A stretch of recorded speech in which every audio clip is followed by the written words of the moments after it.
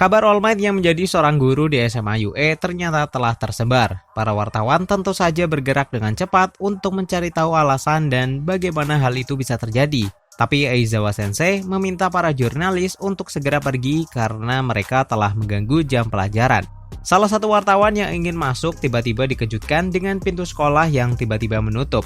Rekannya menjelaskan itu adalah UE barrier. Jika seseorang masuk ke sekolah tanpa kartu pelajar, maka sistem keamanan akan langsung bekerja. Nah, di sini salah satu penjahat terkuat yang bernama Tomura ternyata juga hadir dan ia berencana melakukan sesuatu.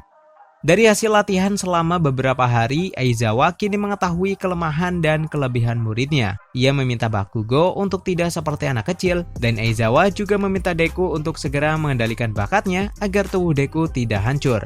Untuk pelajaran kali ini mereka harus memilih ketua kelas, dan ternyata semua orang berminat untuk posisi tersebut. Agar tidak terjadi keributan, Lida akhirnya menyarankan untuk mengadakan pemilu, dan hasilnya Deku yang terpilih menjadi ketua dan wakilnya adalah Momo. Lida tentu saja kecewa karena dirinya sangat ingin menjadi seorang ketua kelas.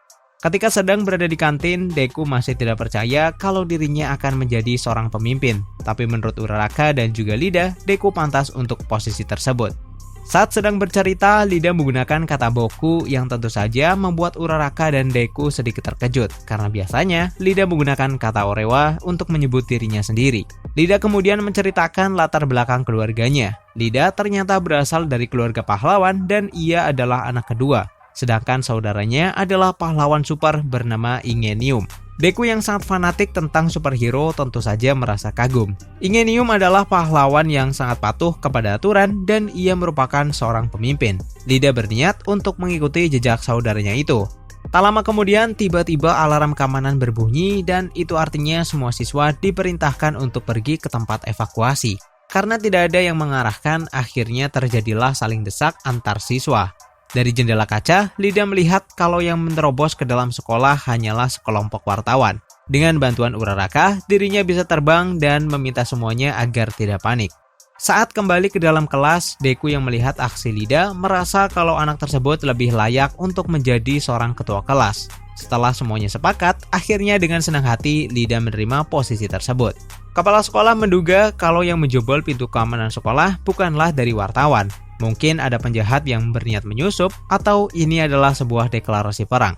Di tengah kota, beberapa penjahat kembali muncul dan pahlawan yang menjaga distrik tersebut tidak bisa mengalahkannya. All Might yang tidak sengaja lewat kemudian menghajar penjahat itu, namun ternyata kejahatan yang ada di sekitarnya tidak hanya ada satu kasus.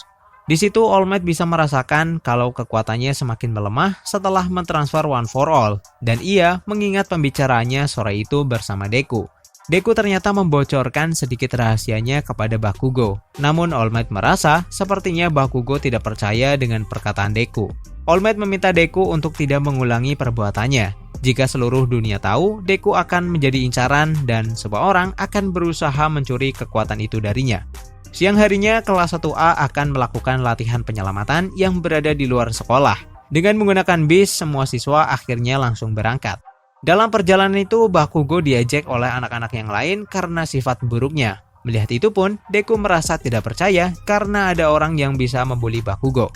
Menurutnya, SMA UE memang sangat luar biasa. Ketika sampai, pahlawan angkasa nomor 13 menyambut anak-anak baru itu. Dan ia menjelaskan tentang fasilitas milik SMA UE yang dibuat dengan berbagai macam situasi. Tempat latihan tersebut bernama USJ. Namun Aizawa tidak melihat keberadaan All Might yang harusnya hadir untuk memberikan pengarahan. Nomor 13 memberikan kode kalau All Might tidak bisa datang karena telah kehabisan waktu dalam wujud perubahannya. Ketika pelajaran akan dimulai, tiba-tiba muncul sebuah portal hitam di tengah arena dan banyak penjahat muncul dari lubang tersebut. Aizawa Sensei menyuruh semua muridnya untuk mundur, dan ia bersiap dengan kekuatan penuhnya. Oke, sebelum kita lanjut, jika kalian suka dengan konten seperti ini, jangan lupa like, share, dan klik subscribe, karena dengan hal itu kalian mendukung channel Animex ID agar semakin berkembang dan terus memberikan hiburan seputar dunia anime. Subscribe ya! Aizawa menduga pendobrakan pintu keamanan SMA UE pasti adalah ulah penjahat yang ada di depannya. Tomura dan yang lain ternyata mengincar All Might untuk dihabisi. Namun sayangnya, All Might tidak bisa datang.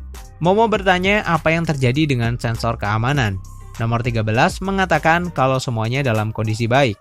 Namun Todoroki menambahkan, karena penjahat itu bisa menerobos, pasti salah satu dari mereka terdapat seseorang yang mempunyai bakat untuk bisa mengacaukan sensornya. Dan penyerangan ini pasti sudah direncanakan matang-matang dengan tujuan tertentu. Kaminari yang mempunyai bakat listrik diminta oleh Aizawa Sensei untuk menghubungi pihak sekolah.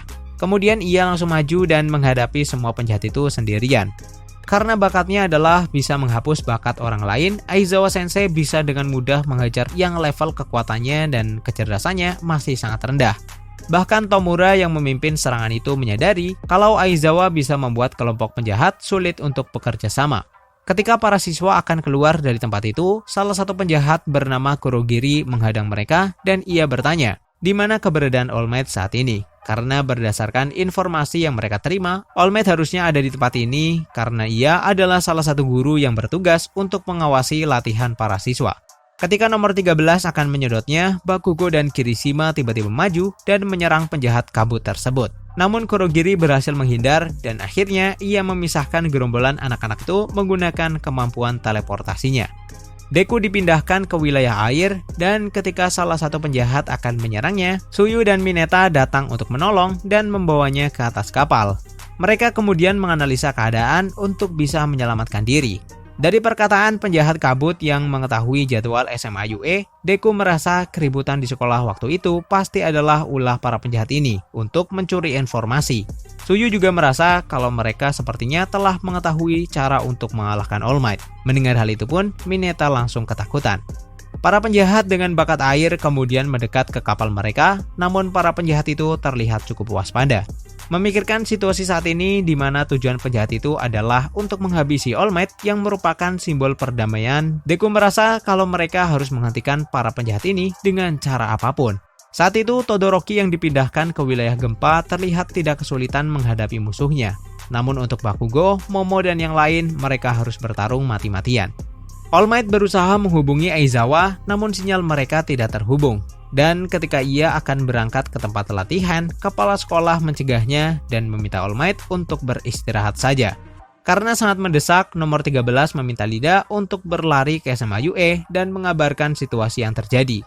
Pada awalnya Lida menolak karena sebagai ketua kelas ia tidak bisa meninggalkan rekan-rekannya. Namun karena memang tidak ada cara lain, teman-temannya meminta Lida untuk segera pergi. Akhirnya dengan kekuatan penuh, Lida kemudian berlari ke arah pintu keluar, dan nomor 13 mencoba mengalahkan Kurogiri dengan menyedotnya menggunakan Black Hole. Mineta tidak percaya dengan apa yang dikatakan oleh Deku, karena target penjahat itu adalah All Might, menurutnya mustahil bagi mereka untuk bisa mengalahkannya. Deku menyadari kalau para penjahat terlihat waspada dan tidak meremehkan mereka, meskipun lawannya adalah murid akademi.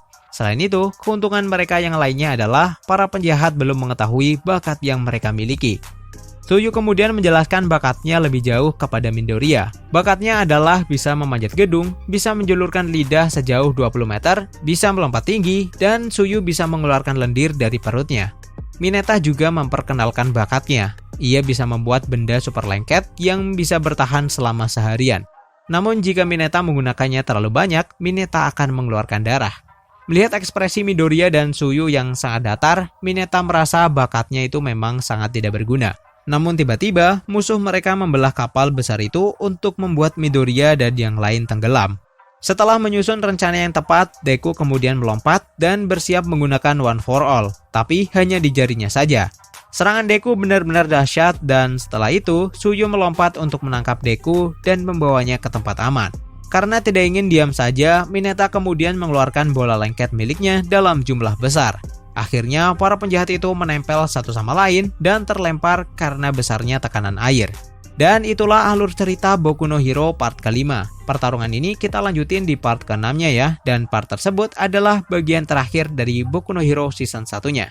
Oke, thank you and see you next time.